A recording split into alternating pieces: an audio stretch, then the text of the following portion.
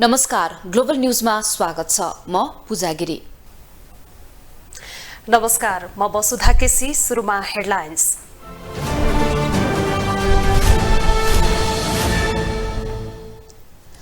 सत्ता गठबन्धनलाई निरन्तरता दिन साझेदार दलहरू सहमत। सरकारको नेतृत्व र सहभागिताबारे निर्णय गर्न बाँकी।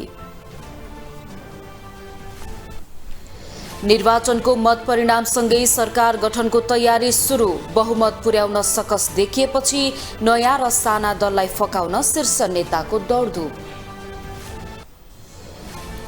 नेपालको रेमिट्यान्स आप्रवाह 3.6% बढ्ने विश्व ब्याङ्कको प्रक्षेपण। 8.5 अर्ब अमेरिकी डलर पुग्ने अनुमान। रुसी कच्चा तेलको मूल्यको सीमा अनुमोदन गर्न G7 र युरोपेली संघ सहमत। प्रति ब्यारेल $60 निर्धारण। र लुम्बिनी प्रदेश अन्डर 19 राष्ट्रिय पुरुष क्रिकेटको फाइनलमा मधेस 58 रनले पराजित। उपाधिको लागि सुदूरपश्चिमसँग भिड्ने।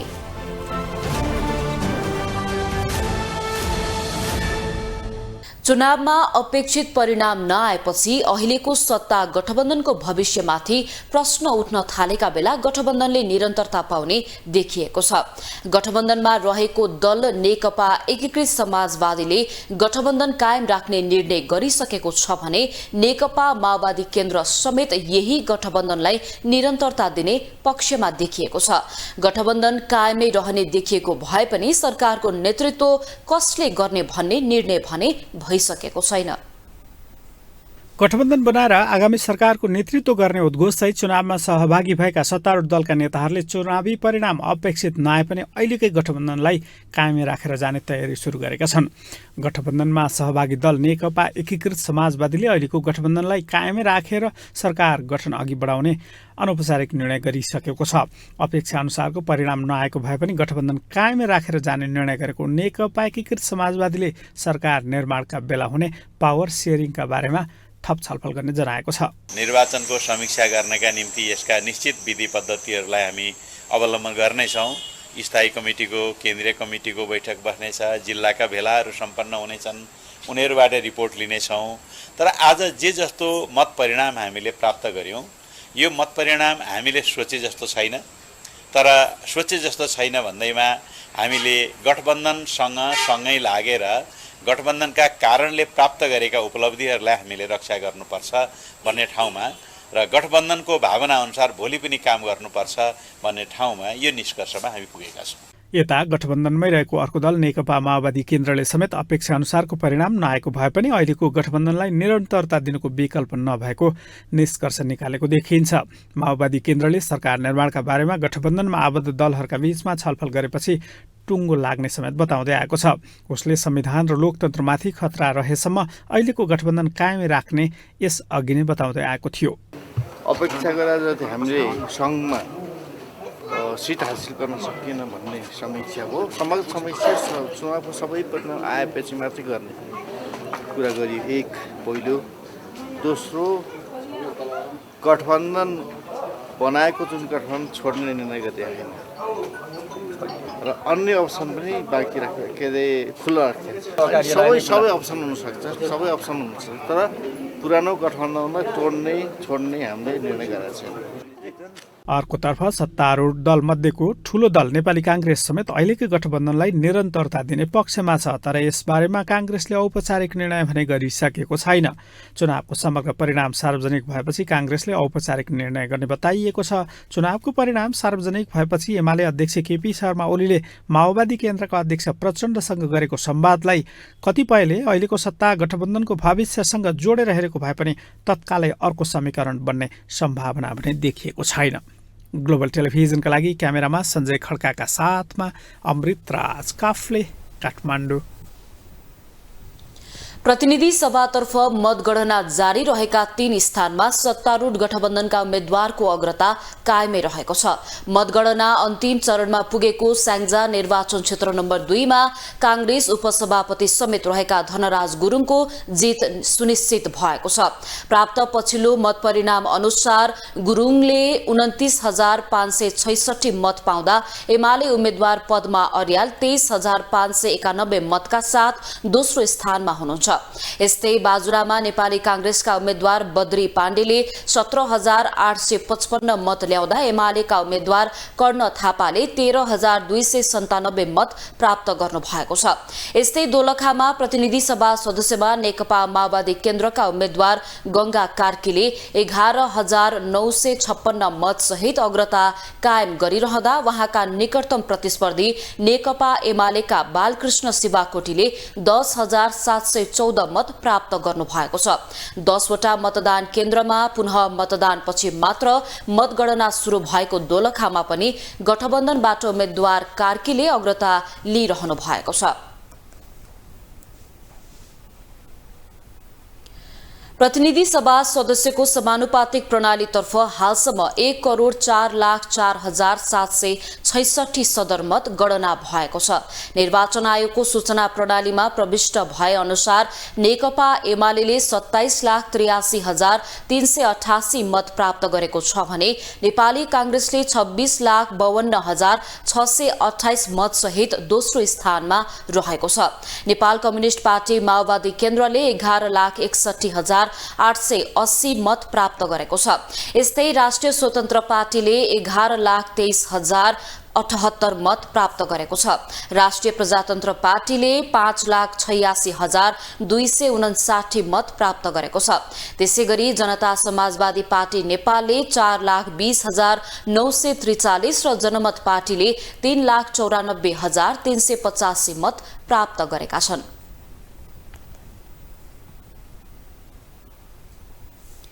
मंसिर 4 गते भएको प्रदेश तथा प्रतिनिधि सभाको निर्वाचनको मतगणना अन्तिम चरणमा छ। प्रतिनिधि सभाको 165 निर्वाचन क्षेत्र मध्ये 3 स्थानको नतिजा आउन बाँकी छ।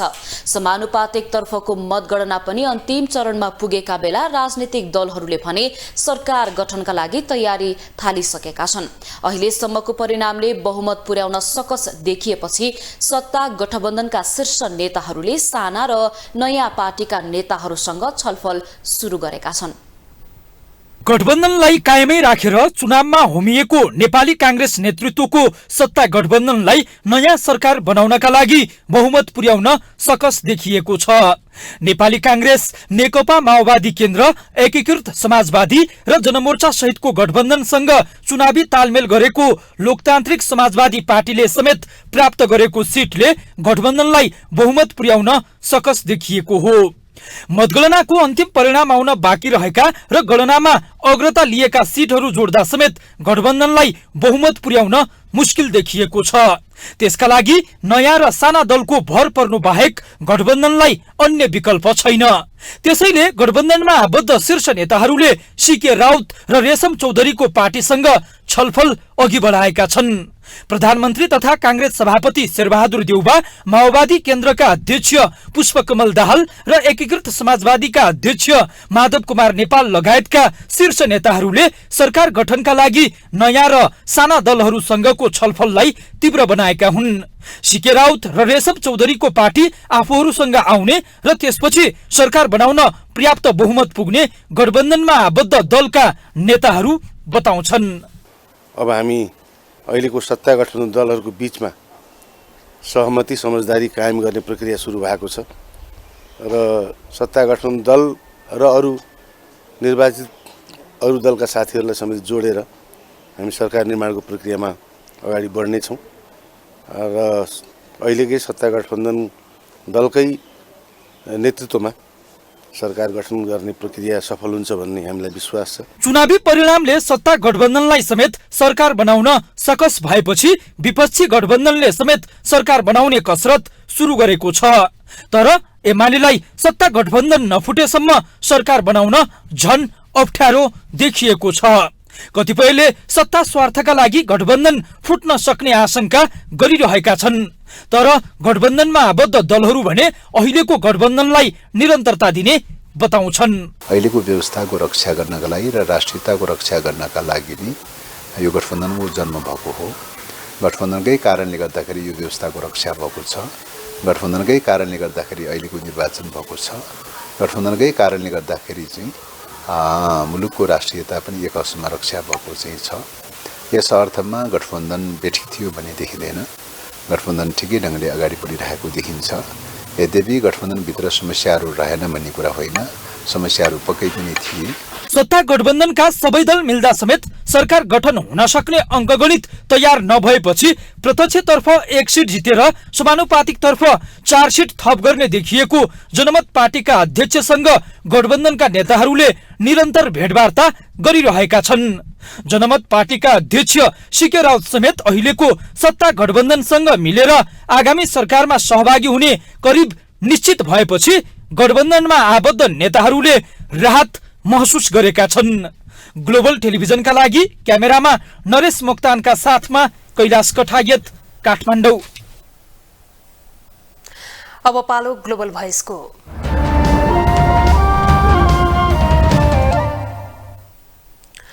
प्रदेश तथा प्रतिनिधि सभा निर्वाचनको परिणाम आउने क्रम अन्तिम चरणमा पुगेको छ। पछिल्लो परिणाम अनुसार निर्वाचनका कुनै एक दलले सरकार बनाउन आवश्यक सिट पाउन सकेनन्। त्यसैले दलहरू मिलेर जानुको विकल्प छैन। त्यसो त दलहरू निर्वाचनमा समेत गठबन्धन बनाएर गएका थिए। मत परिणाम आएसँगै सरकार गठनबारे बहस सुरु भएको छ भने दलहरूले पनि आफ्नो सक्रियता बढाएका छन्।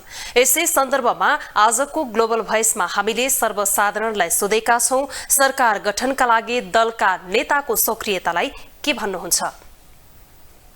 चुनाव सकिएपछि राजनीतिक दलहरूले सक्रियता बढाउनु स्वाभाविक हो। अब एउटा पार्टीको बहुमत पनि छैन र गठबन्धन दलहरू र अरू स्वतन्त्रहरूलाई मिलाउनु सरकार बनाउनु राम्रो। तर अब यो दौडधुपको उसमा चाहिँ बुढाहरू, जुन पुराना बुढाहरू छन्, रिटायर हुन लागिसकेका बुढाहरू, अब यिनीहरूले नै आफै प्रधानमन्त्री बन्ने, देश आफै चलाउने भनेर जुन कसरत गरिरहेछन्, यो चाहिँ गलत छ। र मेरो विचारमा चाहिँ यो सक्रियता बढाउनु ठिक छ, तर युवाहरूलाई नै देशको नेतृत्व दिएर देशमा केही परिवर्तन हुन्छ कि? यो अस्वाभाविक छ, अस्वाभाविक छ। यहाँ एक थरी अमेरिका लागिरहेछ, एक थरी चाइना लागिरहेछ। यहाँ हामीले जित्ने भन्ने कुरो छैन, कसले जित्ने, विदेशीले, कुन चाहिँ विदेशीले जित्ने भन्ने कुरो छ। त्यही विदेशीले गिजोलेर यो देश अहिलेसम्म पछि परेको हो, बर्बाद भएको हो। अहिले धेरै युवाहरू पनि जागिरहेछन्, धेरै युवाहरू पनि आएका छन्। यो एकदम सकारात्मक पक्ष हो। अझै पनि विदेशीकै इन्ट्रेस्टमा, विदेशीकै चासोमा सरकार गठन हुन्छ भने त्यसको कुनै अर्थ छैन। नेपालीहरू एउटा बन्द कोठाभित्र बस्नु पर्यो, बरु पालो खाउन्, तर यहीँ कुनै पनि विदेशीको इन्ट्रेस्ट बिनाको सरकार बन्नु पर्यो र युवाले नेतृत्व गरेको सरकार बन्नु पर्यो। अब शेरबहादुर देउबा, केपी ओलीहरूले रेस्ट गर्नुपर्छ। अब नेपाली राजनीतिको लामो इतिहासलाई हेर्दाखेरि उमेर पुगेका, लगभग वृद्ध अवस्थामा पुगिसकेका मन्त्रीमण्डलहरू हामीले धेरै देखिसक्यौँ र उहाँहरूले के गरे त्यो त हामी सबैलाई इतिहास थाहा छँदैछ। तसर्थ अब युवाहरू चाहिँ सक्रिय रूपमा प्रमुख स्थानमा, अर्थात् प्रधानमन्त्री या मन्त्रीमण्डलका महत्त्वपूर्ण पोस्टहरूमा चाहिँ युवाहरूको उपस्थित हुनुपर्छ र जानुपर्छ भन्ने नै मेरो बुझाइ छ। सरकार गठनको प्रक्रिया त सामान्य हो नि। अब चुनावपछि कुनै पनि पार्टीको बहुमत नआएपछि बहुमत पुर्याउनको लागि हैसियत भएका, पुर्याउन सक्ने नेताहरू चाहिँ नि दौडधुप गर्ने, समेट्न खोज्नु त राम्रो हो लोकतन्त्रको लागि। यसमा एउटा विचारधाराको आधारमा चाहिँ नि सरकार गठन भयो भने अझ राम्रो हुन्छ होला। सरकारले चाहिँ अब एकदम साँठगाँठ बढाएर चाहिँ अब नयाँ सरकार बनाउने कसरत गर्दै छ तपाईँको। यो चाहिँ अब हुनु पनि पर्ने हो। अब गठबन्धनले चाहिँ हजुरको यो अहिले सरकार जितेको छ होइन, सबैजना अब 4-5जना पार्टी मिलेर चाहिँ हजुरको चाहिँ नयाँ सरकार बनाउने तर्खरमा छ। तर यसमा चाहिँ अब म के भन्छु भने अब बनिआएको मान्छेले बनाउनु भन्दा पनि नयाँ मान्छेलाई चाहिँ चान्स दियो भने कसो होला र होइन। सधैँभरि एउटै मान्छेले चाहिँ अब एउटै लुगा लाउँदाखेरि राम्रो देखिन्न नि। फेरेर लुगा लाउँदाखेरि अलिक राम्रो देखिन्छ के।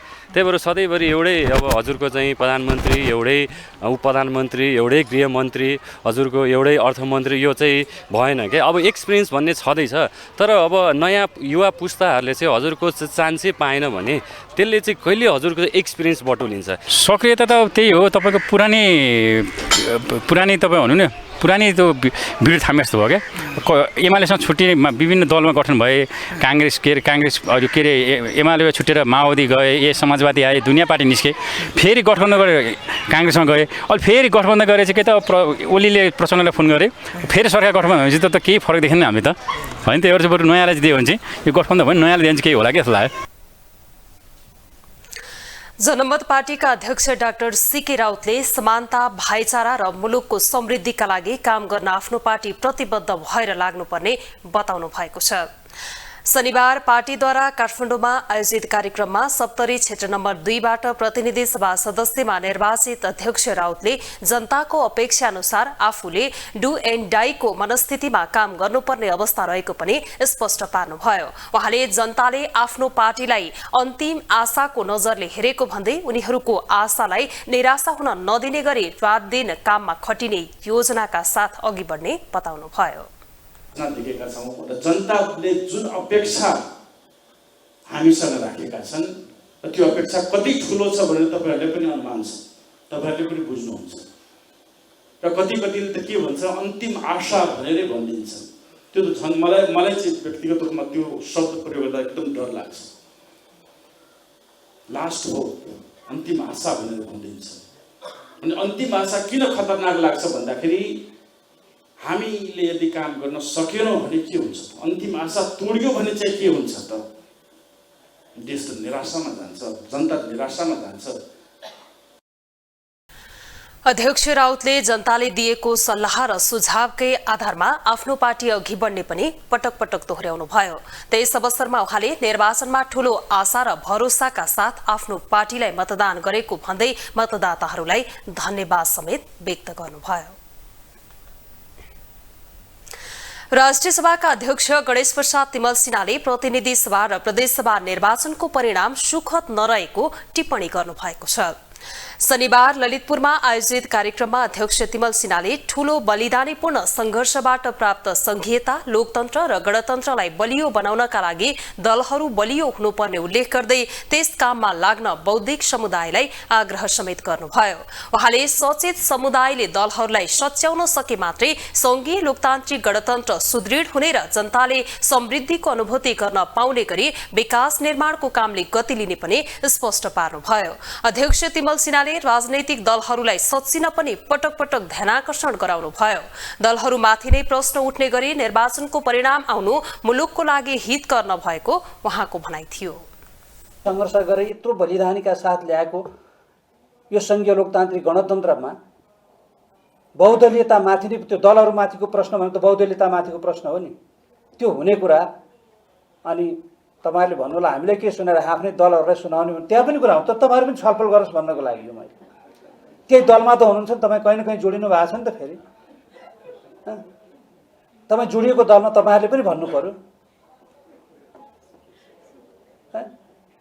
त्यसकारण त्यो हिसाबले अब सोच्ने बेला आयो, किन यस्तो भइरहेछ। अध्यक्ष तिमल सिन्हाले जापानले विकासको क्षेत्रमा चमत्कार देखाएको उल्लेख गर्दै त्यसबाट सिकेर नेपाल पनि अघि बढ्न ढिलाइ गर्न नहुने बताउनुभयो। त्यस अवसरमा उहाँले जापानले नेपालको विकासमा पुर्याउँदै आएको सहयोगको खुलेर प्रशंसा समेत गर्नुभयो। एमाले अध्यक्ष केपी ओली र नेता भीम रावल काठमाडौँका मेयर बालेन शाहका साथै धरानका मेयर हर्क साम्पाङका पछिल्ला अभिव्यक्ति यति बेला चर्चामा छन्। ओलीले सुकुम्बासी बस्ती हटाउने विषयमा बालेनलाई गरेको टिप्पणी होस् या अमेरिकी राजदूत र बालेन बीचको भेटको विषयमा रावलले राखेको जिज्ञासा तथा साम्पाङले बालेनलाई दिएको साथ र अभिव्यक्ति जुन चौतर्फी चर्चा बहसको विषय बनेका हुन्। पछिल्लो केही दिन यता काठमाडौँ महानगरपालिकाका मेयर बालेन्द्र शाह, एमाले अध्यक्ष केपी शर्मा ओली, एमाले नेता भीम रावल र धरानका मेयर हर्क साम्पाङले दिएका अभिव्यक्तिहरूले चर्चा पाएका छन्। काठमाडौँको थापाथली स्थित सुकुम्बासी बस्तीको विषयलाई लिएर बालेन र ओली बीचको तिक्ततादेखि अमेरिकी राजदूतसँग भेटेको विषयमा एमाले नेता रावलको प्रश्न र बालेनको जवाबका साथै धरानका मेयर साम्पाङले बालेनलाई दिएको साथ यति बेला सबैतिर चासो र चर्चाको विषय बनेको छ। ओलीले मेयर बालेनलाई सुकुम्बासी बस्तीमा रहेका गरिब नागरिकलाई शत्रुको रूपमा व्यवहार नगर्न र बल प्रयोग गरेर पराजित गर्दै तमासा नदेखाउन चेतावनी दिएसँगै उनीहरूबीच टकराव सुरु भएको थियो। ओलीको जवाफमा बालेनले 2047 साल यता 14वटा आयोग गठन हुँदा पनि समस्या समाधान गर्न नसक्ने, 2/3 प्रधानमन्त्री हुँदा सुकुम्बासीले भोगेका 32वटा जाडो किन देख्न नसकेको भन्दै प्रति प्रश्न समेत गरेका थिए। बालेनले त्यस्तै अमेरिकी राजदूत भेटको विषयलाई लिएर एमाले नेता रावलले राखेको जिज्ञासा र बालेनको जवाफ पनि निकै चर्चा भयो। नेता रावलले अमेरिकी राजदूत दिन थम्पन्सनले मेयर शाहलाई भेटेकोमा परराष्ट्र मन्त्रालयबाट अनुमति लिएर भेटेको हो कि होइन भन्दै गरेको प्रश्नमा पटक पटक भेट्न खोज्दा आफूहरूले परराष्ट्र मन्त्रालयबाट अनुमति लिएर आउनुस् भनेको र अन्तिममा परराष्ट्र मन्त्रालयबाट अनुमति लिएर आएपछि मात्रै भेटेको बालेनले जवाफमा फर्काएपछि यो विषय पनि चर्चामा आएको हो। भेटका क्रममा महानगरलाई आर्थिक सहयोगका लागि आएको प्रस्ताव अस्वीकार गरेको समेत बालेनले दाबी गर्दै बरु अमेरिकामा नेपाली सभ्यता झल्काउने मन्दिर पार्टी पौवा बनाइदिन सहयोग गरेको भन्दै उल्लेख गरेका थिए। यिनै विषय र प्रसङ्ग चलिरहेका बेला पूर्वको धरानबाट मेयर साम्पाङले बालेनलाई साथ दिएको भन्दै अब स्वतन्त्रहरू एक हुने बेला आएको टिप्पणी गरे र जुन टिप्पणीले थप बालेनलाई मलजल पुग्यो। यी दुई मेयरबीच यसअघि काठमाडौँको फोहोर र धरानको पानीको विषयमा तिक्तता बढेको थियो। सामाजिक सञ्जालमा घेराबन्दीमा पारिएको उल्लेख गर्दै यो निन्दनीय भएको भन्दै उल्लेख गरेपछि यी दुई बीचको सम्बन्ध फेरि सुमधुर हुने हो कि भन्ने आकलन गरिएको छ। साथै उनले कथाले मागेकोले अब स्वतन्त्रहरू एक हुने बेला आएको बताउँदै बालेनलाई आफ्नो साथ रहेको भन्दै लेख्न समेत भ्याए। यसरी पछिल्लो समय काठमाडौँका मेयरले चालेका कदमलाई लिएर एमाले अध्यक्ष ओलीको खरु टिप्पणी, राजदूतको भेटलाई लिएर रावलले लिएको चासो र हर्कले स्वतन्त्र बीचको सहयात्राको प्रस्तावलाई पछिल्लो आम निर्वाचनको मत परिणामलाई समेत जोडेर हेरेको देखिन्छ। पुराना शक्तिहरू कमजोर बन्दै नयाँ शक्ति र स्वतन्त्रको उपस्थिति बाक्लो देखिनुले पनि पछिल्ला यी र यस्ता विषयले प्रभाव पारेको सहजै अनुमान गर्न सकिन्छ। ग्लोबल टेलिभिजन एचडीका लागि सुदर्शन आचार्यको रिपोर्ट।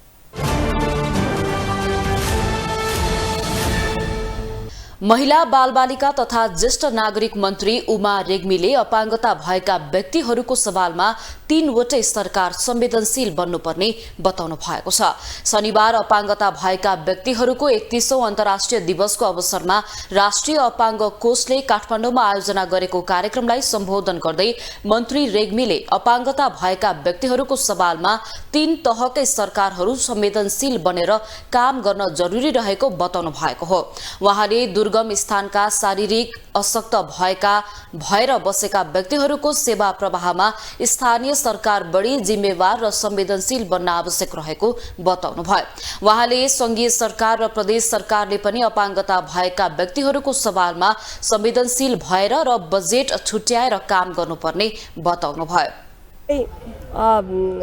अपाङ्गता भएका व्यक्तिहरूको सवालमा संवेदनशील भएर बजेट छुट्याएर काम गर्नुपर्ने हुन्छ। आज संघीय सरकारले मात्र होइन, त्यतिकै महत्त्व प्रादेशिक सरकारको छ, त्यतिकै सबभन्दा महत्त्व स्थानीय सरकारको छ। त्यस्तै दिगो विकास तथा सुशासन समितिका सभापति एवं राष्ट्रिय सभा सदस्य प्रकाश पन्थले अपाङ्ग कोषले अपाङ्ग भएका व्यक्तिहरूलाई सहयोग सामग्री निर्माणमा अझै जोडबल गर्नुपर्ने बताउनुभयो। उहाँले पनि दूरदराजमा अपाङ्ग भएका व्यक्तिहरूले सहायक सामग्री पाउन नसकेको भन्दै स्थानीय सरकारले चासो दिन आवश्यक रहेको बताउनुभयो। यो विचरदेखि लिएर क्रचेसदेखि लिएर व्हाइट क्यानदेखि लिएर अरू थुप्रै सामग्रीहरू चाहिँ गाह्रो नै छ। अब हामी गयो भने देख्छौँ, गाउँतिर डुल्न हिँड्यो भने सबैले मागिहाल्छ, भनिहाल्छ, हामीले देखिरहेको स्थितिहरू पनि छ। र यसपटक त यो चुनावको सन्दर्भमा गाउँघर डुल्दा थुप्रै ठाउँहरूमा यो समस्या सबैले देखिरहेको स्थितिहरू पनि ताजा नै छ। कार्यक्रममा महिला बालबालिका तथा ज्येष्ठ नागरिक मन्त्रालयका सचिव डिल्लीराम शर्माले राष्ट्रिय अपाङ्ग कोषको कार्य र क्रियाकलाप साथै अपाङ्गता भएकाहरूको लागि चाहिने सामग्रीहरूको संकुचनलाई मन्त्रालयले गम्भीरतापूर्वक लिएको बताउनुभयो। यस्तै राष्ट्रिय अपाङ्ग कोषका सभापति डेकराज भट्टराईले अपाङ्गता भएका व्यक्तिहरूको लागि सरकारले सहयोग गर्नुपर्नेमा जोड दिनुभयो।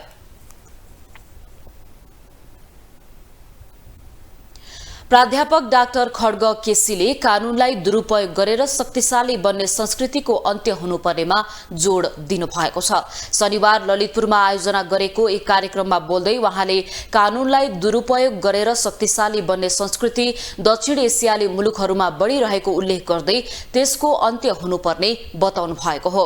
उहाँले जापानले नेपालको अर्थतन्त्रलाई बलियो बनाएर अघि बढ्न प्रेरित गरिरहेको पनि बताउनुभयो। त्यसैगरी मेहनत गरिरहे सफलता हात पार्न सकिने भन्ने कुरा पनि जापानबाट आफूहरूले सिक्नुपर्ने केसीको भनाइ थियो। राष्ट्रवाद अर्थतन्त्र बलियो भयो भने समाजका सबै क्षेत्रहरू चाहिँ समुन्नत हुन सक्छन् भन्ने आर्थिक राष्ट्रवाद जापानले अँगालेको 1867 देखि नै जापानले लिएको एउटा रणनीति हो। त्यसबाट हामीले सिक्नुपर्ने हुन्छ।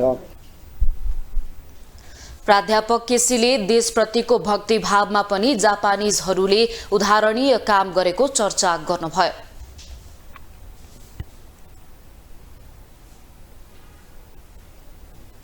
पश्चिम तराईका दाङ, बाके, बर्दिया, कैलाली र कञ्चनपुरमा थारू समुदायको विशेष बाहुल्यता छ। यो समुदायमा नयाँ योजना बनाउन तथा घर परिवारका विवादको समाधान गर्न मुखिया प्रथा अर्थात् बड घर प्रथा प्रचलनमा छ।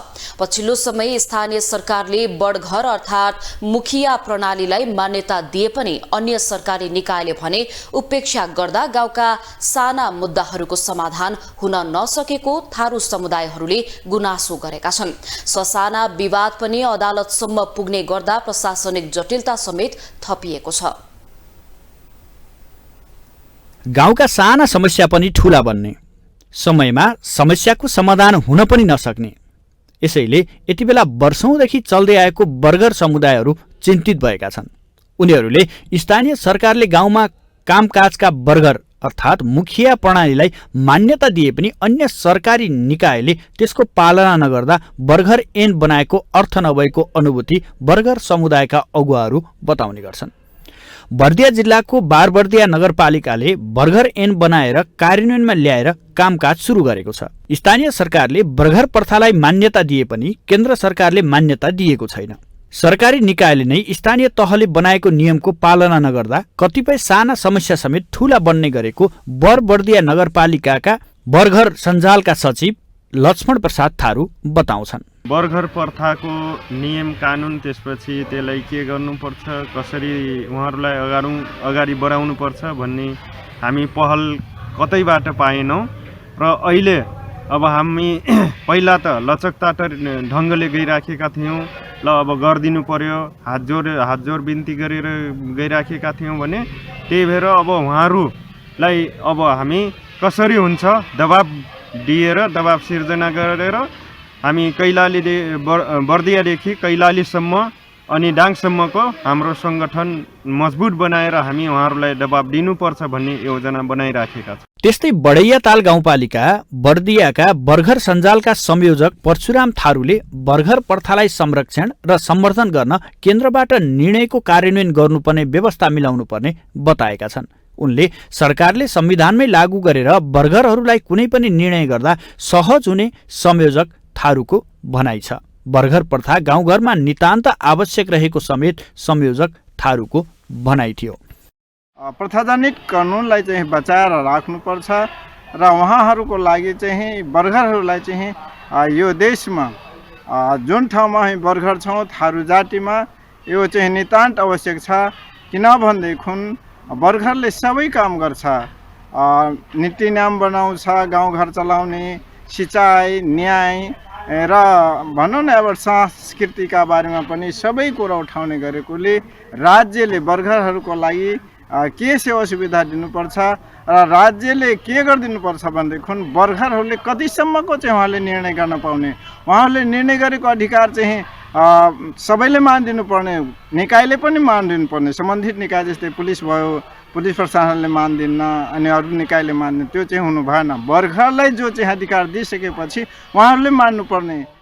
त्यसैगरी बर्गर सञ्चालक बाँसगढी नगरपालिका बर्दियाका संयोजक हरिप्रसाद थारूले गाउँ समुदायका कामहरूलाई छिटो र सहज तरिकाले सम्पादन गर्नका लागि बर्गर प्रथालाई केन्द्रबाट नै कार्यान्वयनमा ल्याउन जरुरी रहेको बताएका छन्। उनले स्थानीय सरकारले बर्गरको मान्यता दिए पनि अन्य सरकारी निकायले भने बर्गरले गरेका निर्णयको अपेक्षा गरेको उनको गुनासो छ। बाहिरबाट कर्मचारी अथवा प्राविधिकहरू या कुनै किसिमको आवत जावत गर्ने मान्छेको सहयोग गर्ने कामदेखि लिएर गाउँमा जति पनि भइपरि आउने काम, विकास निर्माण तथा सरसफाइ जे भए पनि अब गाउँमा बर्गरहरूले नै गरेका छन्। यसको जस्तै अब कुनै सरकारले सुनवाई नगरे जस्तो देखिन्छ। यसको हाम्रो माग चाहिँ यसलाई प्रदेश तथा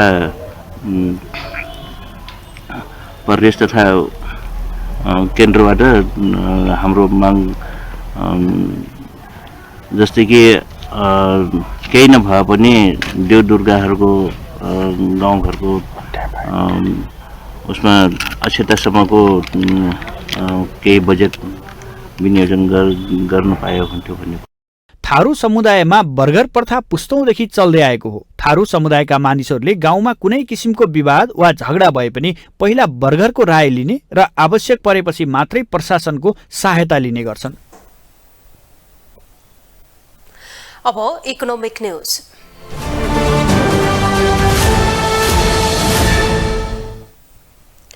नेपालमा सन् 2022मा रेमिटेन्स प्रवाह 3.6%ले बढेर 8.5 अर्ब अमेरिकी डलर पुग्ने अनुमान गरिएको छ।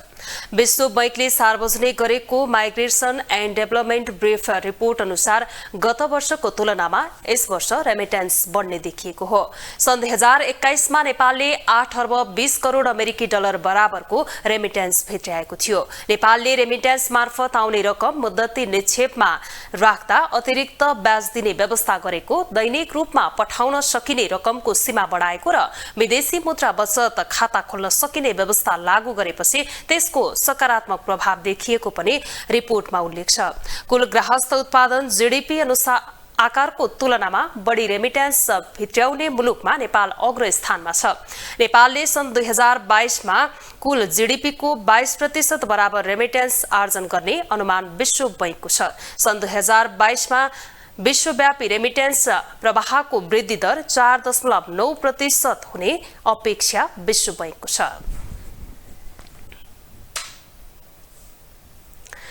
सरकारले सरकारी स्तरमा बजेटको प्रभावकारी कार्यान्वयनमा देखिएका कमजोरी सुधार गर्न तयार रहेको बताएको छ।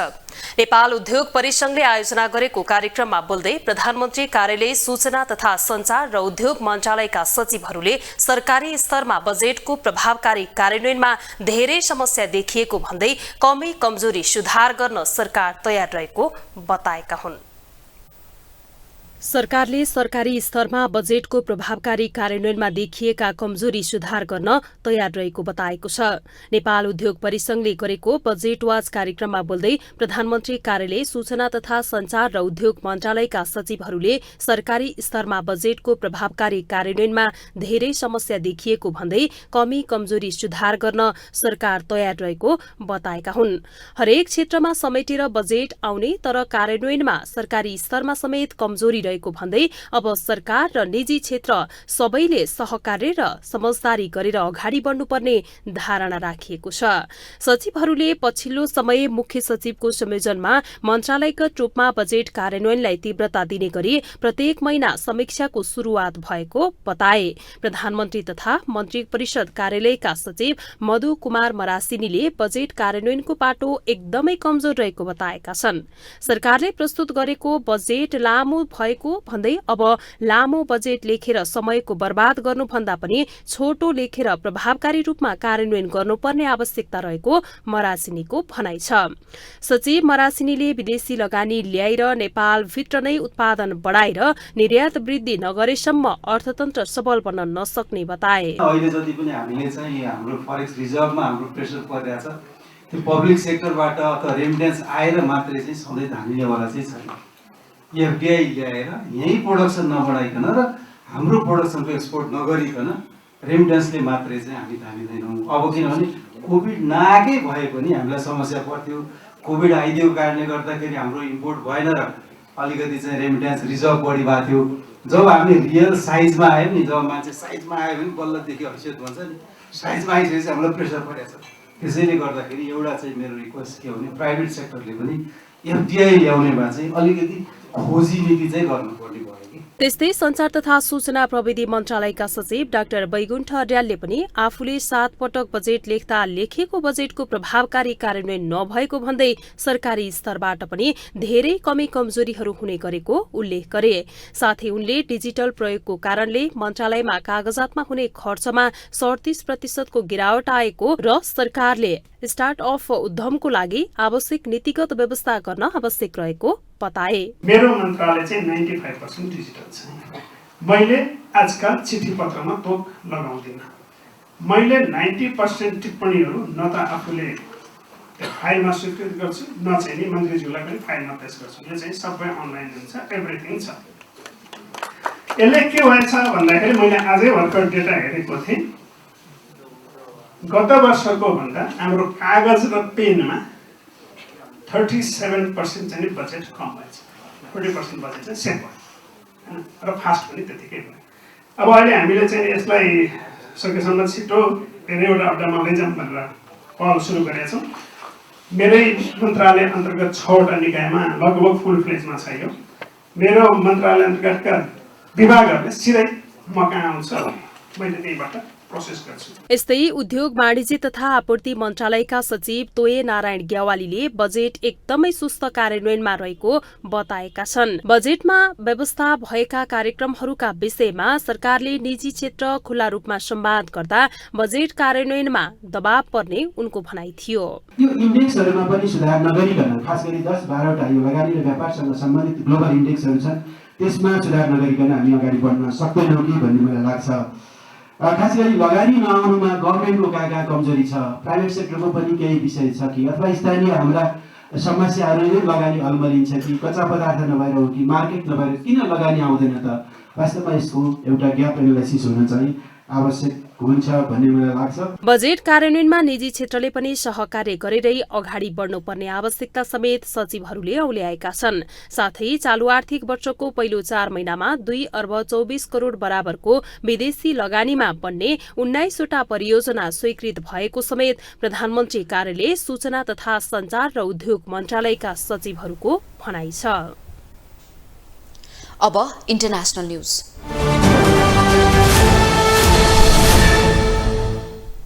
G7 र सहयोगी देशहरू रुसी कच्चा तेलको मूल्यको सीमा अनुमोदन गर्न सहमत भएका छन्।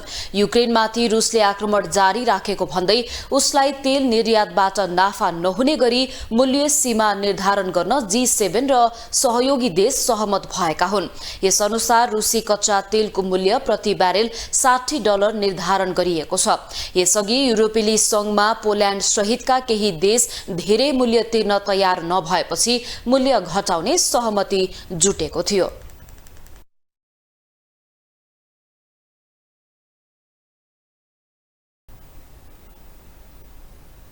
अब स्पोर्ट्स न्यूज।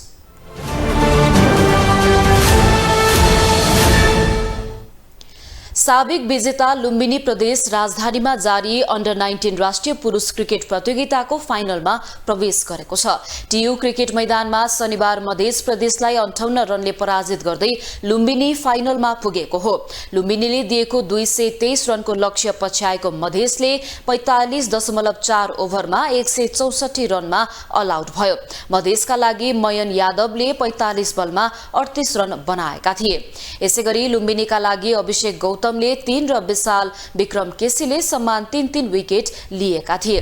त्यसअघि पहिला ब्याटिङ गरेको लुम्बिनीले 50 ओभरमा 9 विकेटको क्षतिमा 222 रन बनाउन सकेको थियो।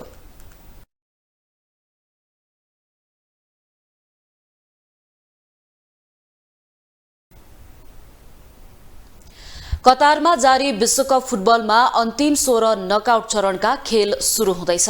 शनिबार 2 खेल हुनेछन्। अन्तिम 16 को पहिलो खेलमा नेदरल्यान्ड्स र अमेरिका बीच प्रतिस्पर्धा हुनेछ। यी दुई टोलीको खेल नेपाली समय अनुसार राति 8:45 बजे सुरु हुनेछ। नेदरल्यान्ड्स समूह ए को विजेता बन्दै नकआउट चरणमा पुगेको हो। अमेरिका समूह बी को उपविजेताका रूपमा अन्तिम 16 मा प्रवेश गरिसकेको छ।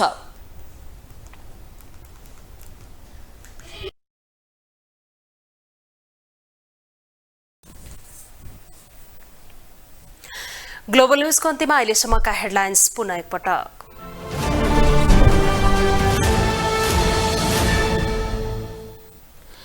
सत्ता गठबन्धनलाई निरन्तरता दिन साझेदार दलहरू सहमत। सरकारको नेतृत्व र सहभागिताबारे निर्णय गर्न बाँकी। निर्वाचनको मत परिणामसँगै सरकार गठनको तयारी सुरु। बहुमत पुर्याउन सकस देखिएपछि नयाँ र साना दललाई फकाउन शीर्ष नेताको दौडधुप। नेपालको रेमिटेन्स आप्रवाह 3.6% बढ्ने विश्व बैंकको प्रक्षेपण। 8.5 अर्ब अमेरिकी डलर पुग्ने अनुमान। रुसी कच्चा तेलको मूल्यको सीमा अनुमोदन गर्न G7 र युरोपेली संघ सहमत। प्रति ब्यारेल $60 निर्धारण। र लुम्बिनी प्रदेश अन्डर-19 राष्ट्रिय पुरुष क्रिकेटको फाइनलमा मधेस 58 रनले पराजित। उपाधिका लागि सुदूरपश्चिमसँग भिड्ने।